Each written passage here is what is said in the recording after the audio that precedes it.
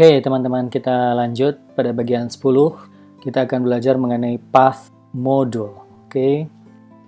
Sebelumnya, jika Anda ingin melihat versi Node.js yang stabil, Anda bisa membuka pada website nodejs.org. Anda lihat di sini, saat video ini dibuat adalah pada versi 8.12.0. Atau Anda buka docs di sini. Kemudian ini dia, versi 8.12.0. Nah, kita akan melihat pada versi yang current ini. Silakan Anda buka apapun versinya. Pada saat Anda membuka ini, pilih yang LTS atau singkatan dari Long Term Service. Oke. Mungkin pada saat Anda membuka Node.js, saat ini versinya lebih tinggi daripada versi yang sekarang pada saat video ini dibuat. Silakan Anda klik. Dan Anda bisa lihat di sini ada daftar daripada modul, yaitu built-in modul bawaan dari Node. Dari sekian banyak modul, yang perlu Anda garis bawahi adalah beberapa, yaitu file system. Sini, file system adalah Node yang akan bekerja dengan file. Kemudian HTTP, seperti Anda ketahui bahwa HTTP digunakan untuk membuat web server di mana dia akan listening kepada request HTTP. Kemudian OS, yaitu operating system yang akan bekerja dengan operating system pada sistem Anda. Kemudian yang lain adalah path, ya. Nah, path ini akan memberikan banyak utilitas function untuk bekerja dengan path, ya. Nanti kita akan mempelajari mengenai path ini. Kemudian proses akan memberikan informasi tentang current process, ya. Kemudian query string ini sangat berguna untuk membangun HTTP service nantinya, ya. Kemudian stream akan membantu kita bekerja dengan data stream. Oke. Dan pada materi kali ini kita akan belajar mengenai path. Ini. Silakan Anda klik. Anda lihat di sini ada beberapa modul pada path. Yang sekarang kita akan sorot adalah parse method, yaitu ini path.parse method. Anda lihat, scroll ke bawah, ini adalah cara merequire path. Jadi path ini adalah modul bawaan Node.js, dan bila kita ingin menggunakannya, kita merequire di sini. Kemudian kita simpan pada const atau variable path. Oke. Sekarang silakan Anda buka kode editor Anda. Pada materi-materi sebelumnya kita membuat project my first Node app. Kemudian di dalamnya ada file app.js sebagai main file. Kemudian logger. Saya akan menunjukkan di sini cara menggunakan path modul pada app.js. Kita hapus dulu materi yang lalu supaya jangan rancu. Kemudian kita simpan.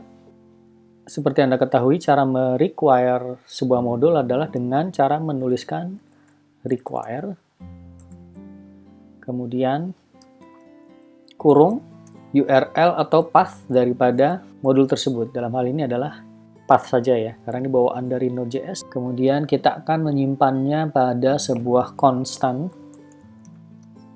Kita beri nama path. Const, ya. Nah, cara menggunakan parse yaitu kita turunkan di sini path.parse. Di mana yang akan kita cari adalah file name dari file name ini. File name dari yang bersangkutan, ya, modul yang bersangkutan, yaitu app.js. Nah, path parse ini akan kita simpan di dalam sebuah variable dengan nama path object atau obj. Kita singkat path obj. Kemudian akan kita console log agar kita bisa menampilkannya pada terminal. Kita console log path obj. Oke, kita simpan. Kemudian kita cek pada terminal. Pastikan Anda berada pada file project, yaitu my first Node app. Kita cek di bawahnya ada file app dan logger. Kita akan perintahkan dengan node app.js. Nah, keluarannya Anda lihat adalah sebuah objek di mana root-nya adalah directory, ya, root directory, ya, app.js adalah root directory, kemudian base-nya adalah app.js, ya, nama lengkapnya.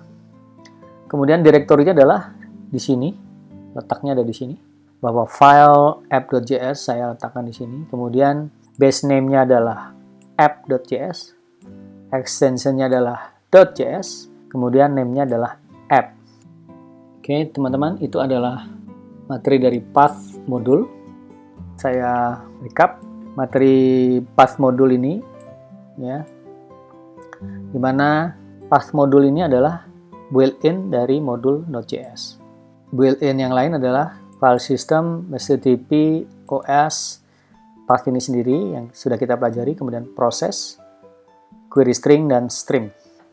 Dan pada path modul ini kita akan belajar mengenai parse method, di mana pertama-tama kita require dulu path-nya bila kita ingin gunakan path, bawaan dari Node.js, kemudian kita simpan pada constant path, kemudian path ini kita parse nama filenya atau file name, kemudian kita simpan menjadi variabel path object, kemudian kita console log, dan kita jalankan pada terminal. Dan hasilnya adalah sebuah objek, di mana pada Node app ini objeknya adalah ya root-nya pada folder utama, kemudian directory-nya adalah ini, base name-nya adalah app.js, extension-nya adalah .js, kemudian name-nya adalah app.js. Teman-teman, jangan lupa saya akan melakukan operasi git. Saya buka terminal baru, saya arahkan ke CD sebelumnya, yaitu kelas Node API. Kenapa? Karena saya menuliskan pada folder utama, yaitu kelas Node API, di mana saya menaruhkan sistem git di sini. Saya tuliskan git status. Jadi yang dimodify adalah project, ya, my first Node app, app.js. Kita akan tambahkan dengan git add spasi titik. Kemudian kita coba lagi git status, semua sudah complete. Kemudian kita cek branch-nya. Saya berada pada branch materi 10. Oke. Kemudian saya commit. Saya lihat dulu git log-nya. Materi 10, berarti saya ada update di sini. Saya copy. Kemudian saya commit, git commit -m. Saya copy di sini, tapi saya tambahkan materi path modul selesai dan latihan modul 10 selesai. Anda bisa menuliskan apa saja, ya, sesuai dengan keinginan Anda. Intinya adalah supaya Anda jangan lupa update yang sudah Anda lakukan nanti. Oke, saya tekan enter. Kemudian saya akan push ke GitLab. Yang akan saya push adalah git branch ini. Jadi dia akan muncul nanti di GitLab.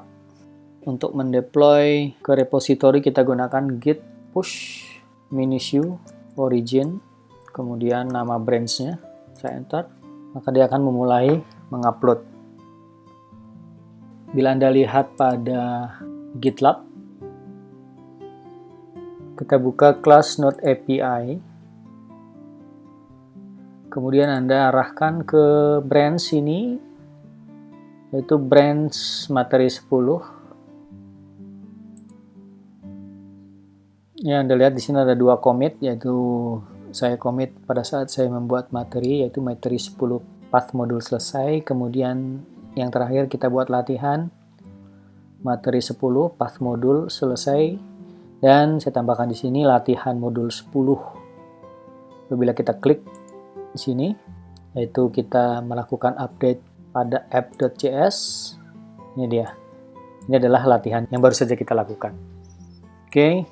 Saya akan kembali ke terminal, supaya jangan lupa saya akan check out ke materi berikutnya, yaitu saya keluar dari branch materi 10, itu dengan perintah git check out -b. Materi selanjutnya adalah materi ke-11, yaitu kita akan belajar mengenai file system modul. Oke, saya enter. Di sini kita sudah di switch ke branch baru, yaitu materi 11. Kita cek git branch. Ya, materi 11. Oke, demikian teman-teman, kita break dulu. Kita akan lanjut pada materi 11 video selanjutnya.